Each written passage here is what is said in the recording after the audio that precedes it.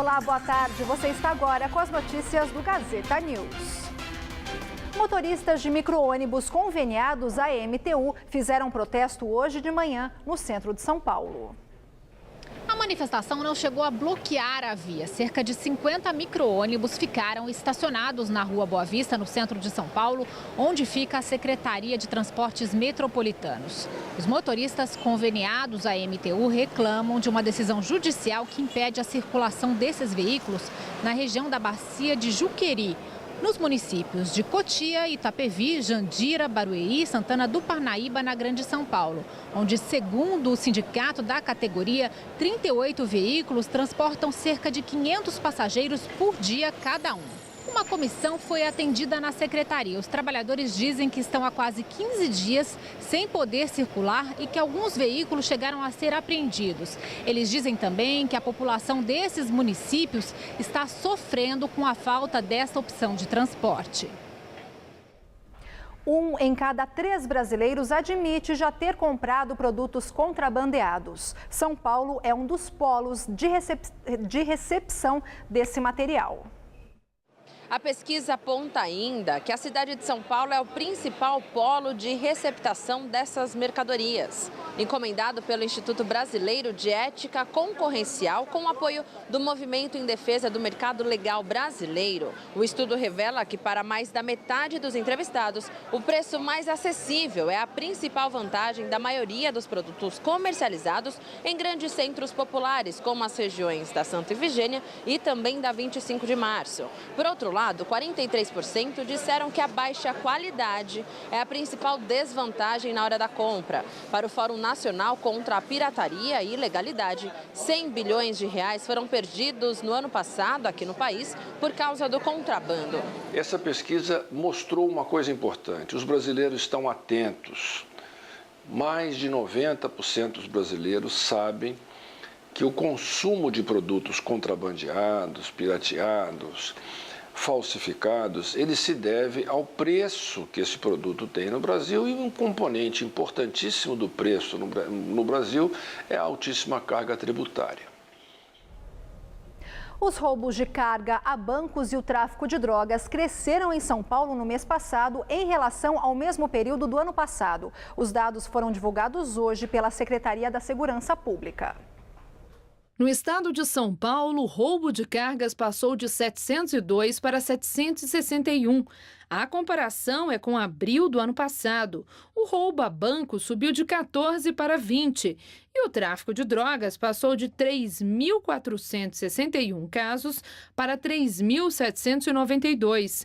Já outros crimes tiveram queda. Os casos de homicídios dolosos, quando há intenção de matar, diminuíram 6,57% no estado. Em abril de 2014, foram 350 casos.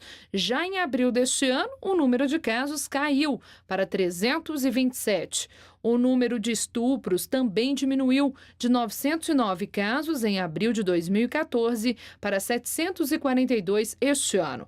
Os latrocínios caíram 8,10%, passando de 37 casos em abril de 2014 para 34 casos no mesmo mês deste ano.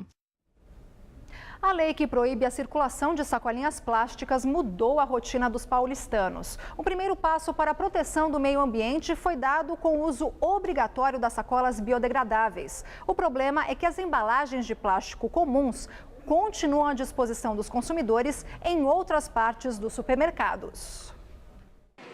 Parece que as sacolinhas biodegradáveis vieram para ficar.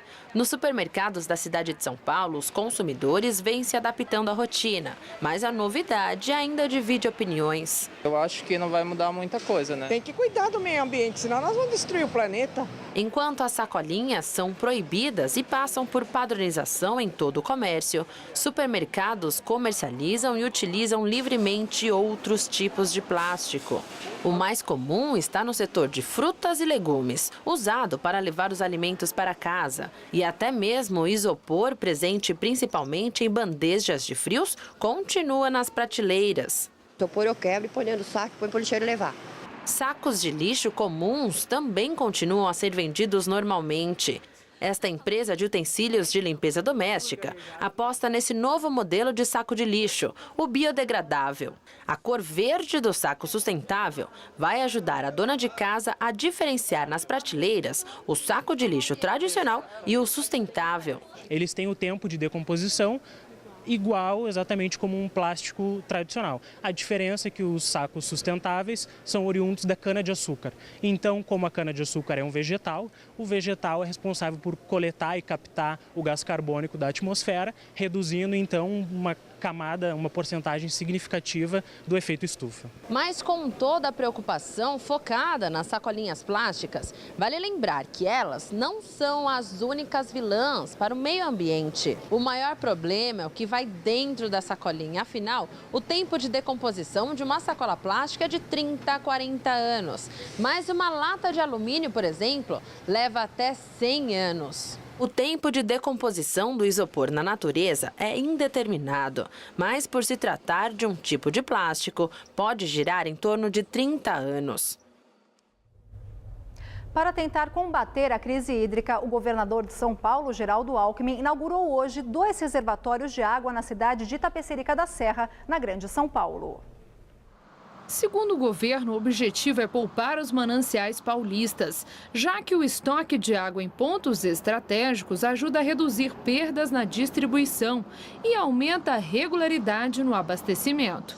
Ele voltou a descartar rodízio de água e falou sobre as obras para minimizar a crise hídrica. Então, hoje, mais 2 reservatórios, o 7º e o 8º, 2 regiões de Itapecerica da Serra. Eu diria que é um ganho importante aí de economia, velocidade e melhorando a reservação, 18% a mais de reservação e segurança hídrica na região metropolitana de São Paulo. Hoje fez calor aqui na capital paulista, mas a chegada de uma frente fria promete aumentar a possibilidade de chuva a partir de amanhã. Vamos à previsão. Uma frente fria que está no sul do Brasil começa a avançar pelo sul do estado. E ela será reforçada pelo vento que sopra do mar e provoca chuva amanhã em todo o sul e leste do estado de São Paulo. A temperatura cai um pouco, mas não chega a fazer frio. No centro-oeste, a chuva é esperada só a partir da tarde, com máxima de 32 graus em Araçatuba. No centro-norte, tempo firme, com máxima de 30 graus em Ribeirão Preto. E na faixa leste até o sul, céu encoberto com chuva a qualquer hora, máxima de 26 graus em São José dos Campos. Amanhã, aqui na capital, são esperadas pancadas de chuva a partir da tarde, máxima de 26. Na quarta, o tempo volta a ficar firme, com máxima de 25. E na quinta-feira, volta a chover a partir da tarde e a máxima cai para os 21 graus. E agora vamos falar de educação. Começaram hoje as inscrições para o Enem, o Exame Nacional do Ensino Médio de 2015. O exame será nos dias 24 e 25 de outubro.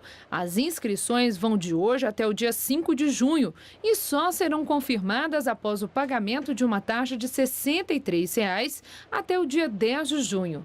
Até o ano passado, o valor da taxa era de R$ 35 e dos 8.700.000 inscritos, 26,48% foram pagantes.